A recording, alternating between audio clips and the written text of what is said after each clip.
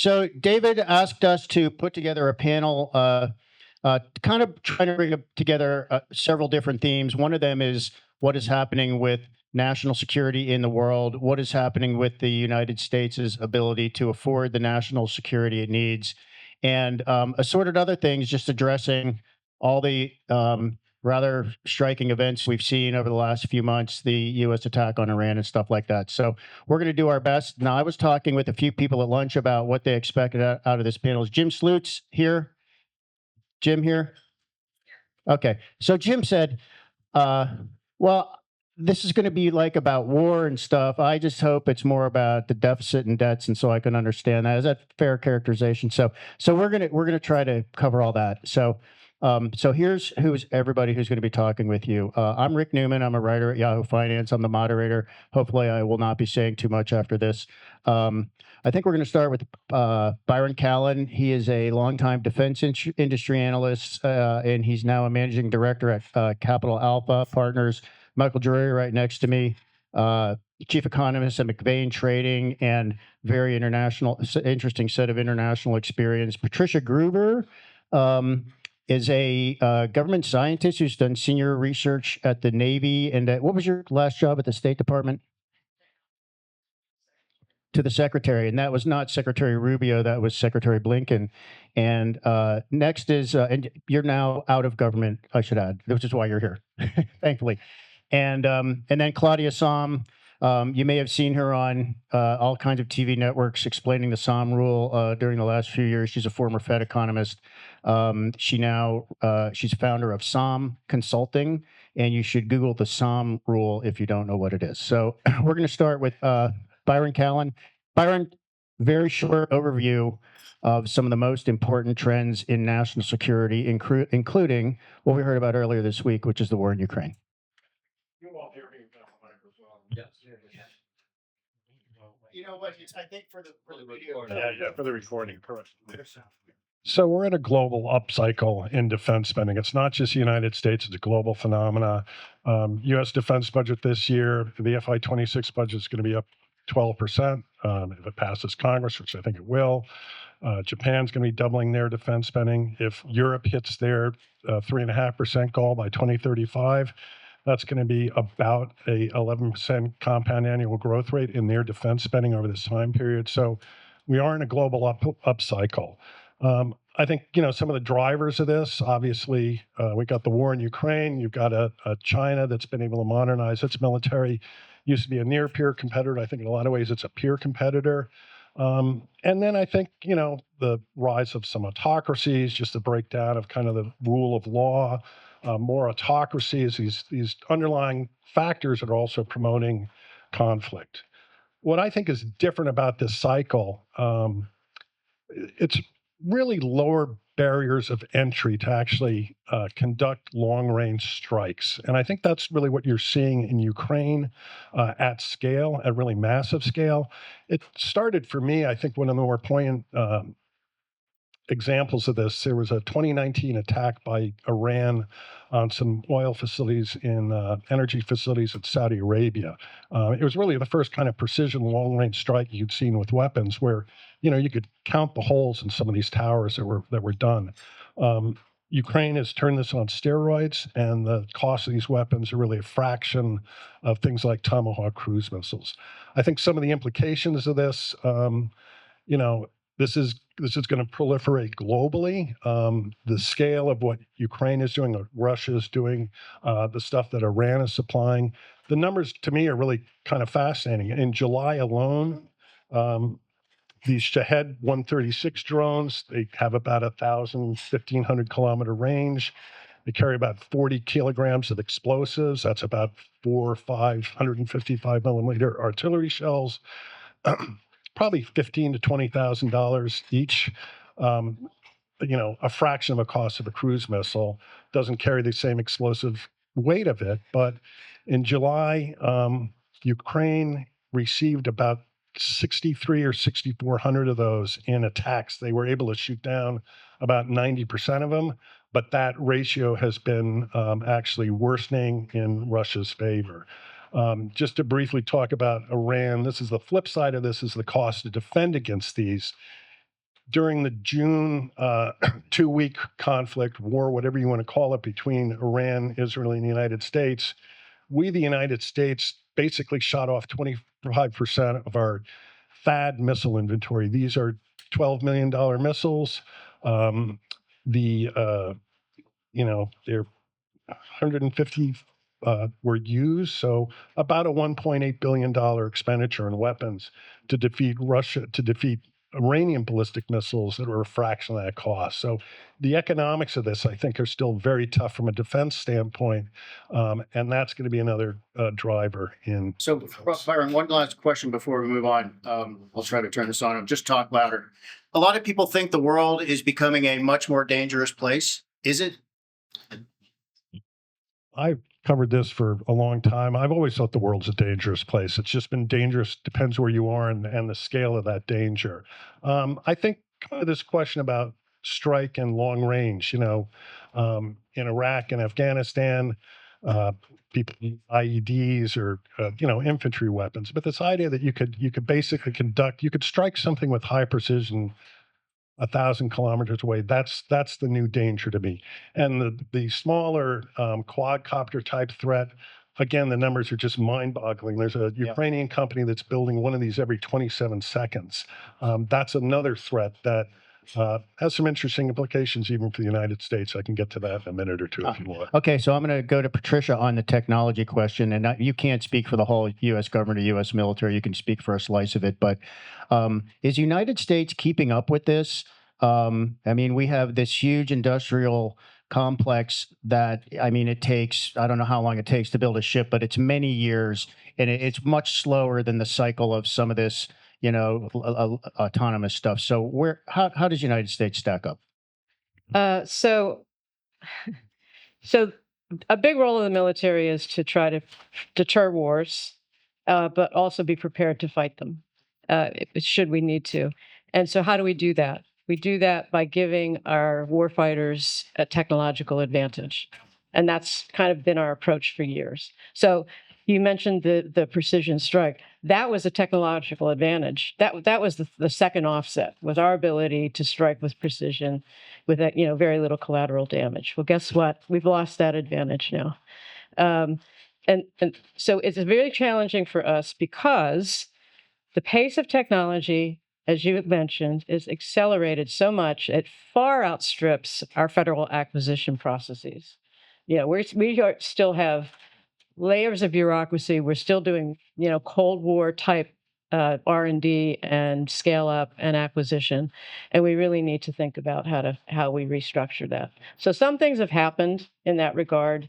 The other trend, the other reality, from decades ago, is that the U.S. government, Department of Defense, was the big dog in R&D funding. And we really drove a lot of technology trends. That is not true anymore. At this point, U.S. Department of Defense spending government spending is about 20% of the R&D expenditure in this country. And that's a Trump effect, or that is a No, that's been happening. Okay. That's been happening again. It's the acceleration of technology, lots of capital, lots of private investment. Silicon Valley. Technology is just advancing much faster, and people are investing in commercial technology. Now, the government is looking at ways to try to attract using a grant authority called Other Transaction Authority, which allows them to award grants to dual use or non-traditional companies to try to attract them to do business with us so that we can try to take advantage of dual use technologies, commercially developed technologies, and introduce those into our systems faster. That's a fraction. The amount of money that's going to that is a small fraction of what we spend on these large acquisition programs. So there are efforts to there's an Office of Capital Strategy now in the Office of Secretary of Defense that is, doing loan guarantees to early stage technologies, again, to try to attract more private capital to help us accelerate those technologies, assist with scale up, and that sort of thing. So things are happening; they're just not happening very fast. So I wonder if I could just ask you to comment specifically on naval technology, which I assume you know the most about. So we have seen Ukraine use autonomous naval vehicles to sink, Russian warships and literally drive most of those warships out of the. So do we have that technology? I mean, like what you know about the U.S. Navy is we have great submarines, the most advanced in the world. You watch Red October and okay, we're in good shape and so on. Like, do we have Okay, that? so- Do we have that stuff? Like, can we do that? Oh, we have that stuff. Thank God. Thank God. So, so the Office of Naval Research, where I used to work, we have been funding autonomous systems for 25 years. Okay. Undersea, on the surface, in the air, on the ground. The problem has been it's a culture shift. It was a culture shift for the submarine community to say, for example, oh, I'm going to replace my submarine with an unmanned undersea vehicle. In fact, it's worse than that because everything in the budget world is zero-sum game. So they tried to stifle the use of unmanned undersea vehicles because they viewed that as a threat to their Virginia-class submarine budget. So I'll just add one thing to that. I was at the Pentagon in the 1990s, and at the time, UCAV was gaining some traction, the unmanned combat aerial vehicle. And the situation in the Air Force at the time was the Air Force was run by fighter pilots who were like, never on my watch will there be a fighter jet It's without the same. It's exactly the the same. capability you would have without having to protect a human and do all the human life support in the platform was remarkably better, right? But It has to be the same with it submarines. opens your design parameters tremendously to not have to accommodate a human. Right. Absolutely. So yes, we've been funding this technology for a long time. We have a lot of different vehicles, a lot of different approaches to autonomy, swarm autonomy, that sort of thing. Okay. So So that's reassuring. So let's go to Michael. Michael, you can talk about whatever you want, but you've been all over the world, and we talked at the beginning about you have some interesting connections in Russia. Excuse me, in Iran. But you also have I mean, you've been around the world, and you kind of have a sense of our enemies. So how would you characterize what's going on there? So I got the enemies, so I wore black. And for those of you who don't know, my wife is Persian, so I've followed Middle Eastern politics for a long time.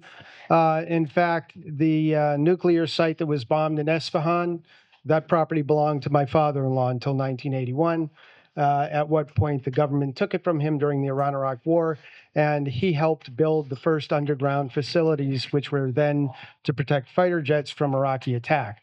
This will tell you how long they've been building hardened sites in Iran. And after the bombing of the Iraqi nuclear site by the Israelis and after several other incidents, they've been getting deeper and deeper and harder and harder.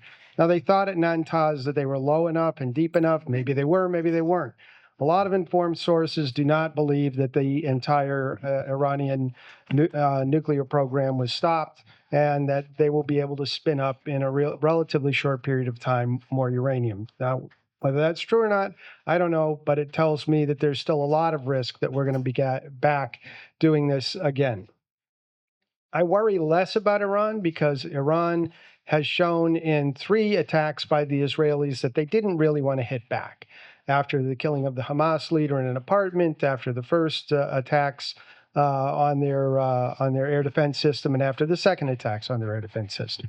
The one I worry about is China.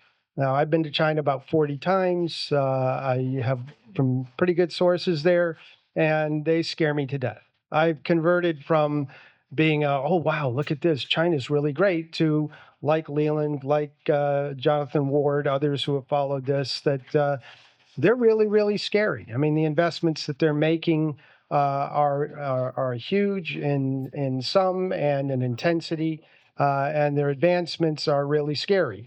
They're scary militarily. Well, yeah, if you want to do something scary, pick up the South China Morning Post and read their technology page, and then pick up, U.S. News or like Google News and just scan their technology page. Our technology page is about cell phones and video games. Theirs is about, very advanced technologies in a wide range of areas. I just did a presentation down in Connecticut where there's a group called the Australian Defense Strategy Institute. It's a kind of U.S.-leaning AUKUS funded project, and they rate 64 advanced technologies as to who's in the lead based on top institutions and number of published papers. They rank China ahead in 54, the United States in 7, and I think India in 1. The only one that we're far ahead in is quantum computing, which is a good one to be far ahead in. But they rate us as behind in and well behind in 20 and behind, seriously behind in 17. Now maybe they wrote the paper to scare the bejesus out of us. Well, they scared the bejesus out of me. I'll tell you that. I've been telling people for years the investments that the Chinese are making in education are unprecedented, except for the investments the United States made after World War II. That's what created American exceptionalism, and they are well on their way to creating Chinese exceptionalism. They will graduate 12.5 million college students this year. Now, you can argue about the quality of the education, but if you got 12.5 million people to pick from, you'll find a few that are pretty good. So, I mean, this worries me in terms of I'm 70, I won't care, but my kids will care and my grandkids will care. And, so for instance, things you worry about. The Chinese run $1 trillion trade surplus with the world. Where's the money go? I don't know anybody who knows. This room runs over $1 trillion in assets. How much of your assets are owned by the Chinese? Nobody in this room knows, because nobody knows. It's terrifying. The Chinese used to spend 15% of their GDP on stupid investment in empty housing. They haven't done that now for 3 years. Now they're down to 7%. Where'd the other 8% go? The answer appears mostly to be defense and technology. That's a lot of money. It should terrify you. So my attitude is, if you think they're your enemy, be aware of your enemy and be honest in your assessment of your enemy. Don't go, oh, his demographics are going to kill him and he doesn't have institutions that I like, so he's going to fail. I went there first in 2005, from $2 trillion economy to now a $19 trillion economy. Nobody's ever done that. That should be scary. So, Michael, let me ask one quick thing. When Israel and then the United States attacked Iran, they got basically no support, and there was almost not even a statement of support from either Russia or China, their supposed allies. Do you understand what's going on there? Yeah, well, as long as they get the oil, they really don't care. That's it. Yeah. I mean, the relationship is more about oil than anything else. So, I mean, the oil's still flowing, both from Russia and from Iran to China. So, unless that's cut off, I don't think you'll get much of a reaction. So, Claudia Sahm, could you please explain why the invocation of the Sahm rule does not necessarily indicate that a recession is? That's a joke. Because you've been explaining that for the last 4 months on Yahoo Finance and many other networks. So the real question for you is, could you be the economist here and the budget watcher and tell us, so for all the budget geeks who really just want to dig into the weeds of the budget, how bad is it just on its own? And what does the massive amount of debt we have, what does it say about our ability to fund these types of things and to keep up with nations like China? Right. Well, we absolutely have the ability to fund these initiatives. The United States issues debt in our own currency, right? Like, we can do this. Now, it can come with costs and it can come with risks, so there's no free lunch. But in terms of, I mean, we talked last night about, statistics being a public good. I mean, this is the public good, right? Defense, national security. So it's going to be a priority. Now, defense spending is about, just to get some magnitudes, about 3% of GDP.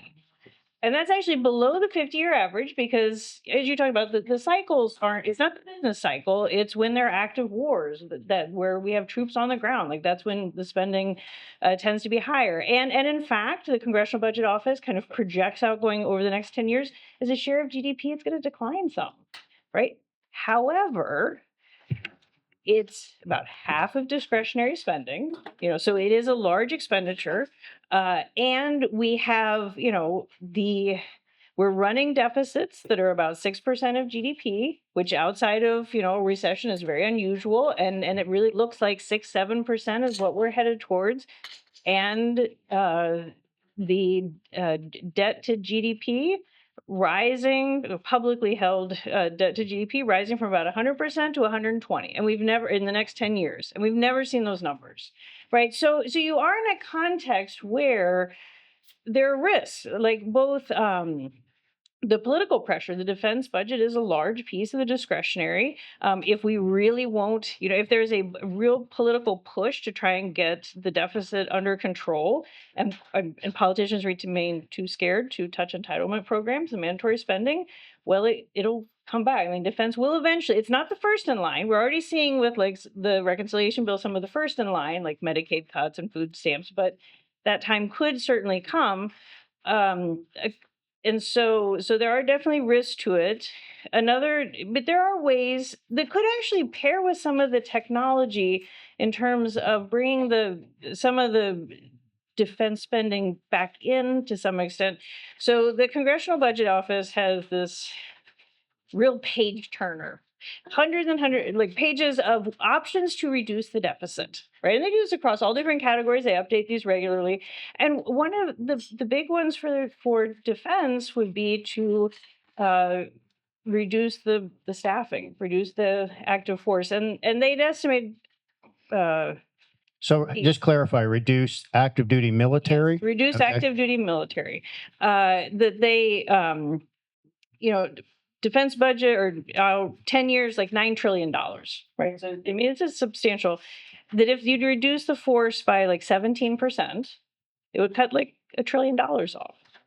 Now that is a big number, but you also, as you have, technologies that are autonomous, and then you also just think about like the resources. I mean, we also have these, slowing population growth and the labor force. Like you could potentially solve multiple issues in terms of thinking about staffing. So we talk a lot about the technologies. The technologies are expensive, but there a lot of money is spent in defense that's for operations and support and the staff and all of that. So there are certainly ways to bring, and I don't want to say discipline, but I mean there are ways you could do more with less, even in the defense space. But I don't want to get this idea that we can't afford this. Like I'm not unveiling a new debt to GDP rule, like where it all blows up. No, please do it here. Yeah, no, Ryan and Rogoff have like done some damage to their reputations already. Like I don't need to go down that path. So it's not that there's this point where we just can't afford it and it all falls apart, but there's a risk that we get to a place where it becomes, even for national security and defense, an issue.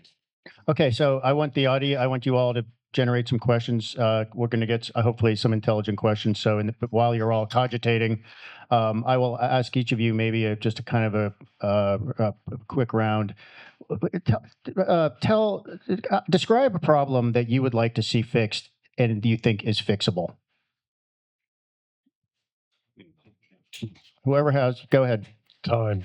I mean, it just takes too bloody long to get stuff done. Northrop Grumman in their call just stated kind of casually, we think we can double small rocket motor production by 2029. I mean, the time scales, we fought World War II in that time frame. The lack of alacrity in getting stuff done. I mean, you've seen this with air defense interceptors, all the things that have been covered by a need to get things done faster, and that should be doable. So Elon Musk would have thoughts on that, I imagine. Like, can you do it within the a context of these giant defense contractors? Do you need to put more of this into small entrepreneurial companies, or? No, I think it's kind of we're talking about in the boat today. I think there's only one company in the United States that's brass for brass cartridges. It's not just about the defense sector. It's about training people. It's the whole system that supports this, and it's why we need probably more industrial, not just here in the United States, but with our allies and partners too, that can help support this. But I think that question about speed there's a lot of discussion up front about developing technology and fielding, reforming the acquisition system. But I think that question about just doing things faster, building ships faster, aircraft, weapons, munitions, I don't hear a lot of talk about that. Okay. I totally agree with what Byron said. It's about speeding it up. That if you try to introduce a new technology into an existing acquisition program, it's almost impossible. I mean, there are about 10 people at the Pentagon can say no. It's really hard to find a person who can say yes. And so we need to figure out how to be more risk averse. Try to introduce. How? I'm sorry, less risk averse. How? Thank you. Well, I will say it. You could reduce the amount of staff at the Office of Secretary of Defense. No, really, seriously, there are layers upon layers upon layers of, secretaries, undersecretaries, assistant deputy secretaries. I mean, it's crazy. And the number of flag officers just overseeing programs, and there are so many layers of approvals and reviews and so on. It's just incredibly slow. And so if you're a small business and you're trying to break into that, it's really difficult because, and the other thing that would really help is not having continuing resolutions. Continuing resolutions are really detrimental to R&D and defense acquisition. Just because they're not So what happens the predictability goes away. They trickle out the money, Yeah. 10% at a time. So now every contract action, if this year you're going to have 10 to 12 contract actions for one every program, because now you have to redo this, and you can't do anything. You can't do any new starts. So you everybody's can't do part of the anything new. problem: the contractors, the executive branch, and Congress. Yeah. Claudia or Michael? So short term, the most obvious problem we have with China right now is rare earth materials. They just beat us up in Geneva because we needed them more than anything else. So Mountain Pass is the first answer to that. The development of that. Explain that. Mountain Pass is a facility in Nevada that used to provide rare earth materials to the U.S. military, and it was pretty much shut down. And they're starting to bring it back, but that will take a while, right? Rare earth materials are not particularly rare. They're just really dirty to process, and we need to pay somebody else besides us in the meantime until Mountain Pass is ready to provide those. That's mostly Canada. So don't beat up on the Canadians. Just get the rare earth materials. Claudia, you got a nomination? So, as we get this idea of economic statecraft and how like our national security needs filter into like economic policy more broadly out into the private sector. So, and I think we've heard this as a justification come up time and again with tariffs, and I think that is like the use case that is really justifiable with tariffs, is to try and build up an industry that we really need for security purposes.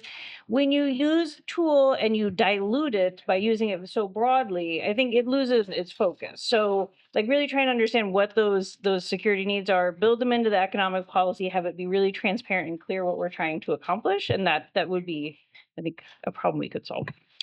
Questions? Barry, go ahead. You're the fastest hand. So we're talking a lot about traditional munitions and drones and things like that.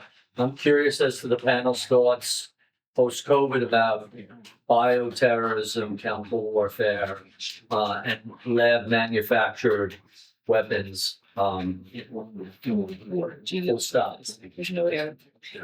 So there was a National Security Committee on the bioeconomy that put out a report just a few months ago. And I personally believe, and I think that it's clear in that report, that biotechnology in general is an area where we are seriously at risk of losing leadership if we haven't already. And so we really need kind of a national strategy for how are we going to create and sustain a strong biotechnology a sector in this country. And so part of the issue is it's not just a defense issue, right? And that's the problem. It cuts across a bunch of agencies, and so there's no single point of accountability and no ownership for this. So that's an example of a technology where we need a really sort of single point strategy for a technology that we want to focus on. Patricia, if we've lost leadership, who has leadership? China. So 5 years ago, the Chinese, who eat mostly pork, had a tremendous disease called African swine fever that ravaged their pork herd. They do not have that disease today. It is widely believed inside the industry that CRISPR was used to genetically modify their entire hog herd. You're not allowed to do that in the United States. The Chinese don't care. That's how you lose the lead. Let's go to Eric. So the current U.S. Military budget is approximately $997 billion a year. The next largest country is China at $340 billion, followed by Russia, about half of that. If you add up the next 20 countries, it's still not as much money that we spend. I hear the concern about China are ahead of us in different things, or other countries are ahead. We're spending a lot of money. Eric, you've got to look at purchasing pattern. You've got to take the Chinese numbers and adjust them to U.S. wages, U.S. healthcare costs, all these other things, and people do that fairly routinely. So it's like I don't know what a Russian private would make, but he's not making, what a U.S. private or a U.S. lieutenant would make serving in the military. Well, I wanted to loop the question back around to economics, because something clicked last year. We had this roundtable discussion. We put a plug in for stick around on Sunday night for random discussions of where they go. An epiphany clicked in me last year around defense spending. I'm sort of an anti-war kind of guy. But we bring it back to what do we say about the US dollar being a fiat currency? Why is it okay being fiat? Because we print our own, we have our own debt, and we have our own standing army, which really comes back to what? It's confidence in our debt and confidence in the US dollar. And some of you think from an economic standpoint, is that the reason why? Can you comment on this? Is that the real reason why we are spending as much money as we are in defense? It's a different perspective than I normally think, but I'd like to hear your thoughts, especially in the economic standpoint. You have the microphone, Claudia. The microphone, but I will pass off, I'm sure, to the better experts. It's also, remembering that like our defense budget, the national security, we play a role around the world that no one else does in terms of with our allies and media support. That was when I talked about the potential path with reducing the staffing in the U.S. It could be as our allies, you talked about, is a global upswing in defense spending. Like that may be there may be a path to handing off some of that responsibility to our allies, but it doesn't. The U.S. is just it plays a much larger role than just for the United States. So I think that's if we step back, that's a void that others step into, and not necessarily a good way. Anybody else? I'll ask this, Byron. Do you happen to know so if you adjust it on a PPP basis, as you suggested, is United States still the biggest spender by a lot, or how does it look when you do that? I can get back. I think if you adjust the Chinese numbers, either triple the amount of what they state. Go to International Institute of Strategic Studies. Their website will have that kind of stuff. There are other independent analyses at RAND Corporation, I think, has had some good work. But you're suggesting that it might be more or less equivalent between the United States and China? It gets back to purchasing parity. You really have to adjust for those factors. And then if you let me just ask this. So if you do that, United States projects force all over the world, literally. China doesn't really. China's mostly focused on regional. So their spending would be concentrated in the area they care about most. Is that a way to think about it? There's a guy I used to know. That mic is not working. No? Yeah. He used to be senior DoD official. He had this comment that the U.S. was a world superpower everywhere in the world except within 1,000 kilometers of China's coastline, and that might be another way to think about it. Okay, Jim. Yeah. On the question on budgeting reform and favorite, I would expect nothing less. Sure. The observation is, I was in a conference in January and General Washington Top Gun was there. And I asked him point blank, do we need pilots? And he said yes, and then really could not articulate the reason why we still need pilots. It reminded me of probably 120 years ago when we probably asked him if we did cavalry. And they said yes, the era of mechanization. Now my statement, and you can tell me where I'm wrong, where I'm right. The United States Navy has now lost the Red Sea to the Houthis. The reason they've lost to the Red Sea to the Houthis is they will shoot $50,000 drones at us. We will shoot them down with $10 million missiles. We will run out of the missiles before they run out of drones. The military's got to stop making $1 billion toys, and they got to figure out how to shoot down a drone for $500. They have to figure out how to make $2,000 drones that can take out ships and airplanes and everything else. We don't need an F-47. We need all of this. We are going to start thinking the cost benefit. The way we are losing is they are shooting very cheap stuff at us, and we're shooting it down with really expensive stuff. And I don't hear anybody in the military thinking that. They want Space Force. They want the F-47. They want more expensive toys. And I want you to just comment on that. Wow. As I said, we've been funding autonomous systems for at least 25 years, and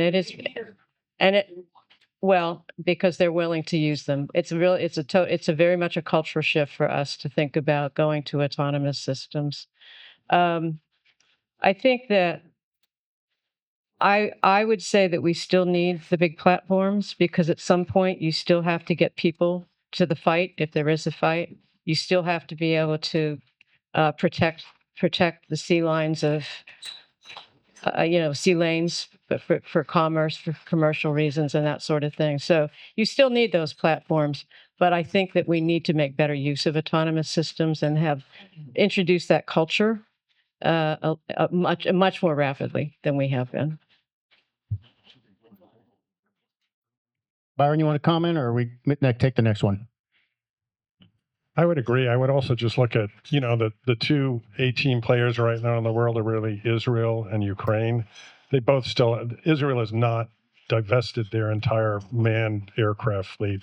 Ukrainians are still flying manned aircraft. Same with, they want tanks, they want armored vehicles. So as much as this technology has evolved, the people who are kind of at their A game right now are still using manned platforms. Maybe that's not a great counter argument, but just a little bit of evidence that we're not there yet, I think, in doing this completely autonomously. So I'm going to go to Tom and Chris, and then I'm going to try to figure out what's wrong with this side of the room. Are you guys okay? Good. Okay, somebody's not on their smartphone over there. So we're going to go Tom, Chris, Peter. That's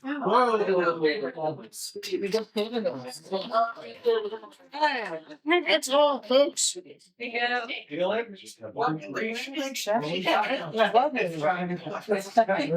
Let's go to lean to. So they call on you.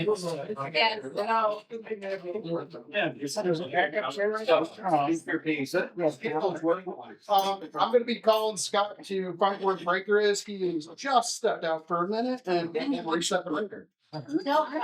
Just a breaker. Recording. Yeah, it's just.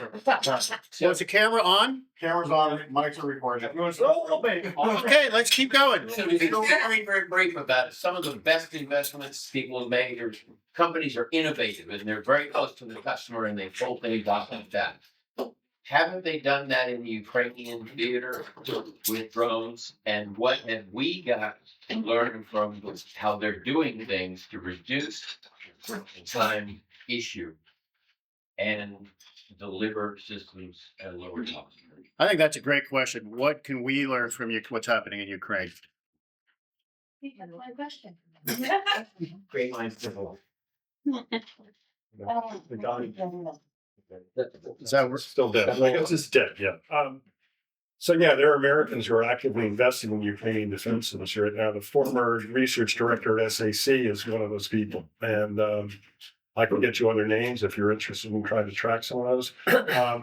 there's a pretty active, even with some of the U.S. defense contractors, they're in regular contact with Ukrainians, what the Ukrainians are doing, what they're learning, how they're fighting, how quickly technology is moving. So it's not a brick wall between the two. There is a flow of information. There's a flow of capital too. Yeah, we need to pass it around. Yeah, The main after is, aren't the innovators, the fighters in the field in Ukraine? And we've got a bureaucracy that's trying to process things. I mean, they're really not. Isn't that considered a problem with the America? I mean, I would assume we have intelligence assets in Ukraine, even if they're, one step removed. But like one of the, from what I understand, you guys might know more about this, but there are no Americans officially in Ukraine on a lessons learned basis to be able to. There are no officially any U.S. military folks, but as Byron's right, there are U.S. contractors, and they're bringing back those lessons learned. It's indirect. I mean, it's an imperfect way to do it, isn't it? I'll just throw one thing in here. So at the Milken conference in Los Angeles in May. Okay, it's working great. So at the Milken conference in Los Angeles in May, I moderated a panel that included a one-on-one interview with Eric Schmidt, the former Google CEO. He has traveled to Ukraine many times, and he's cagey about what he's doing there. But he's doing something to help the Ukrainians better develop their military systems. And I would guess, based on based on Eric's expertise, it's the information processing part of the so-called OODA loop, probably getting the information where it needs to go faster and completing that circuit. That he's vocal about the need for Americans who are, unofficially to go to Ukraine and help. And that interview is on YouTube if anyone wants to see it. Christine. So I think all of you know that I am Ukrainian. I'm first generation American. This is a very personal war for me. But as we have watched this war in our home, the conversation has been that this is a proxy war for American military to learn how to use different technologies. Tom asked the question very and appropriately, I think. And I'm just going to add another comment. The gentleman that was here, the Ukrainian soldier who was here, he was actually, I don't know if you all know this, but he was a pilot for the drones. Yep. Drone pilot. Yep. The drone pilot. And so the technology, I know nothing about the technology, but to me, what I learned is like warfare has changed so much because of the technology that's involved in the Ukrainian-Russian war. And so I guess you all know this. I just wanted to add my comments. I don't have anything other than a personal comment. Well, I think the question might be for people who are not paying close attention to the use of autonomous technology in Ukraine. What is the top takeaway about what we are learning from the war in Ukraine at a military technology level?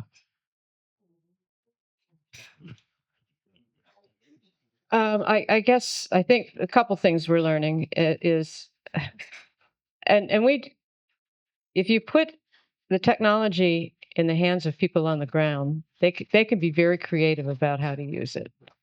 And so, again, we should be putting technology in the hands of our young soldiers and sailors so that they can innovate as well and create that feedback. I think the other thing we're learning is, well, clearly, we've entered an era of hybrid warfare. Wars are going to be fought with drones. Explain what that means. Cyberspace. And so, again, we need to stay on top of these technologies. We need to be looking at swarm technologies. Explain what that is. It's where you have a collection of drones. I think about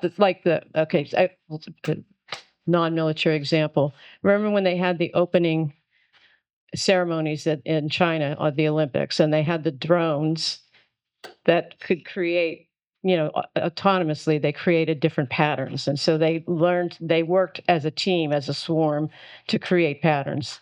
So in other words, a swarm of vehicles. When we first started using Predators in Iraq and Afghanistan, Predator is the it's a very armed drone. very Yep. high. It was one of the first drones, very high altitude surveillance drone.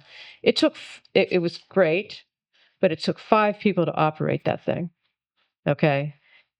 The equation needs to be reversed. It should be one person who can operate 10 to 20 drones, right? So we're working on that technology. The other thing we need to work on is directed energy. This idea of shooting down, a $10,000 drone with $1 million missile is ridiculous. That's a laser. Laser, microwave, just plain old jamming. My people already have that, and it's in space. Jewish space. Right.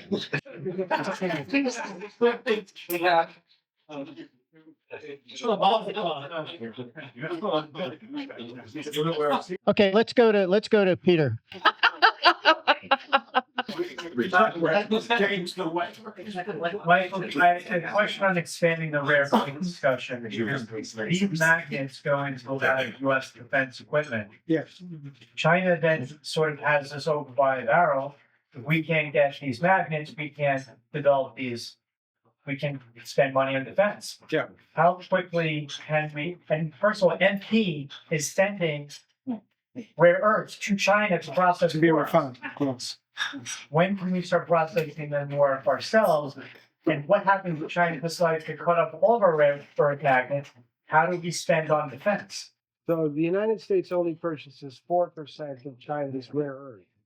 And in fact, we're one of the smallest purchasing of the rare earth because we don't make EVs. And that's where most rare earth materials go into electric vehicles. So if it's going into electric vehicles, then a lot of it's being consumed in China by the Chinese, but a lot of it's being consumed by everybody else who makes electric vehicles, including Tesla. So it's not like there isn't rare earth available. It's just who is front of the line to get it. So some military bases are paying 60, 70, 80 times more than they used to pay to get it. Well, just tell anyone you can't have any, I mean, but we don't do that in the United States. Well, we used to. But, Okay. Look, the U.S. Defense Department is doing 0.1% of global demand for rare earths. Yeah. It's not a viable market based on military demand. You have to ultimately decide that you're going to force the private sector to buy U.S. production through tariffs or various other components if you want to support the development. There's no other way around it. We need at least one other question from the left side of the room. You're in the middle. I'm calling you an independent. Go ahead. Good. Okay. I like it. This is for Claudia. China's been diversifying its treasury holdings away from, for a number of years now. If the defense budget gets blown out, who's going to be the marginal buyer of these treasuries? And should be concerned. Right. Well, I think, the risk that comes in is then, what's the cost of borrowing? Right. There will be I don't know who exactly the marginal borrower is. The risk is that you end up at some interest rate, we will be able to sell those treasuries. Right. And so then that's the larger the debt is, the more that we have that's financing the debt, you create interest rate risk on the budget. And so, that's a situation. That's one of those risks where in a situation where you really had a lack of demand for the treasuries and the interest rates spiked, or there were real concerns about the amount of debt, then you'd have a process to be very disorderly going back into the budget and saying, your defense allocations are cut, your other programs are cut. So I think that's the way to think of it, as the cost and then how that flips back into the budgeting process. Right. I'm shocked that nobody's brought up the private companies getting involved in defense tech. You just brought it up. Yeah, I'm glad to throw it up. what we get for clients these days is what is Palantir, what is Anduril, what's going on over here in the stuff. So tell me a little bit about how you think about the private sector when it comes to our net event strategy, how you see it fitting in, and if it is a net benefit, as a kind of a peer system. So what are the things we need to consider? Yeah, there's a lot of private cap. I mean, it's a major change in this cycle. You've seen this in prior defense entrants usually enter on a new wave of technology. I started out my career covering small electronic warfare companies, and they're really kind of microelectronics. This is really software and automation. I'm sure at some point we're going to see biotech companies for defense. I can't comment on some of the valuations and look at where they are. It's interesting to see them both compete and cooperate. So there's a lot of elbow shoving and pushing. Some very interesting. I can talk to you a little bit more about these relationships. The other interesting thing is just Anduril, Palantir, one of the two biggies. Look at anything from the trade show or some of these. It's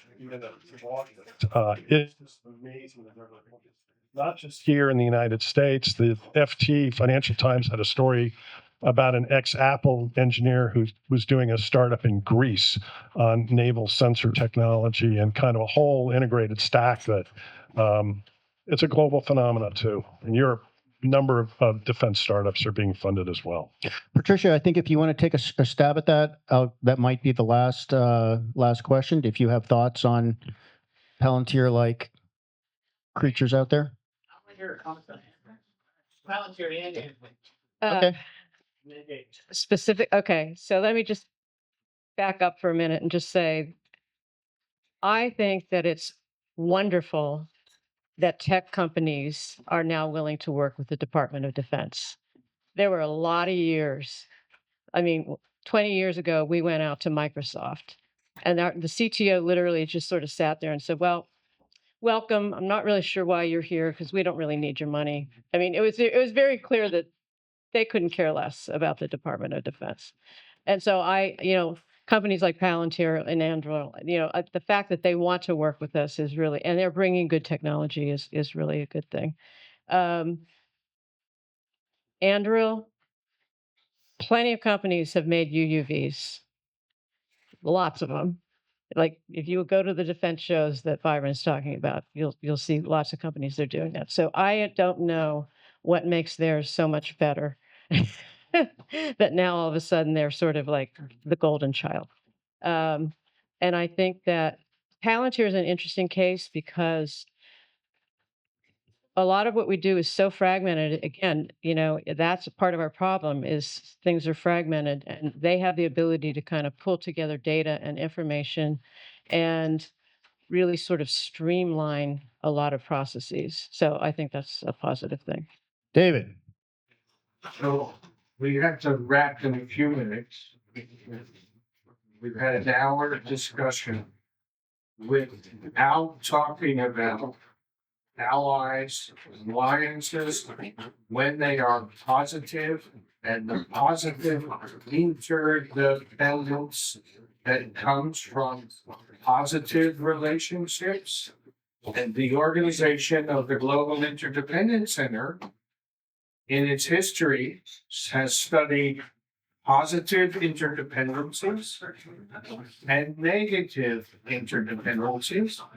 One of the founders gave 2 years in a row speeches at Davos about negative interdependencies. Comments from the panel about alliances, allies, relationships, trust hasn't been mentioned except in the Chatham House discussion that we've had at the beginning of this gathering. The second thing, very quick, the dollar survives in part because it is legal tender. It is the defined way you pay your taxes. It is legal tender. You settle contracts in legal tender. Any erosion. Any erosion. Cryptocurrency or another payment mechanism that would threaten legal tender would undermine the dollar, in my opinion, and some others, more than anything else. When we think about the dollar, we take that for granted. And as we know, there are some folks in the world who would like to change the payment structure and take away or dilute legal tender. The question is about allies, alliances, negative versus positive tariff war impact. I'm gonna Step right up. I'm gonna let a GIC member answer that. Well, I don't know if this is on. You don't need a microphone. All right, so we established that the United States spends 3% of GDP on defense.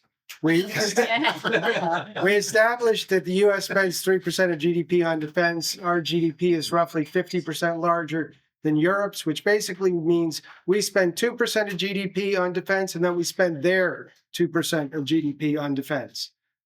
They've now committed to go from less than 2% of GDP to 5% of GDP over what time frame is not exactly clear. But Claudia was noting that we're going to go from 100 to 120% of GDP, in part driven by the One Big Beautiful Bill, et cetera. They're going to go from wherever they are to 30 points higher just on defense, which is inherently an inflationary process since it produces consumable income but no consumable output. It's going to be interesting for the next 10 years.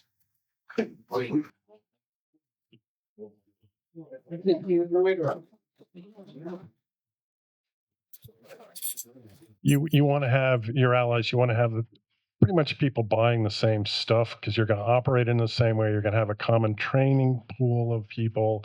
F-35 lands at a base in Italy. The Italians operate the same plane, so there's going to be a commonality in spare parts and servicing. Anybody that I talk to in the Department of Defense always talks about the importance of allies. In the intelligence community, it's absolutely invaluable. The whole question, David, I think about tariffs and trade, I haven't seen it yet.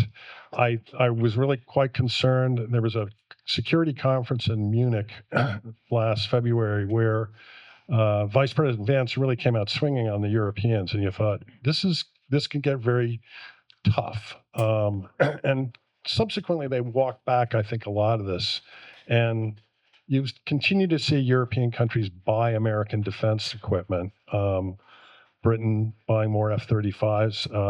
On the other hand, Spain said, no, we're going to go with European. I think back to this point about the growth in European defense spending, the same way we as Americans like to see our defense dollars go to American companies, there's no reason to expect that Europeans aren't going to feel the same way. And if you look at how the sector has performed globally, the best performing defense stocks in the world have not been in the United States. They've been Rheinmetall in Germany. The Korean defense stocks, Indian defense stocks have been some of the best global performers since Russia invaded at scale. So there's a lot going on here. I hope that strand of commonality will continue and persist. And I think the circuit breaker has told us that we are finished. Thank you, everybody. That was great.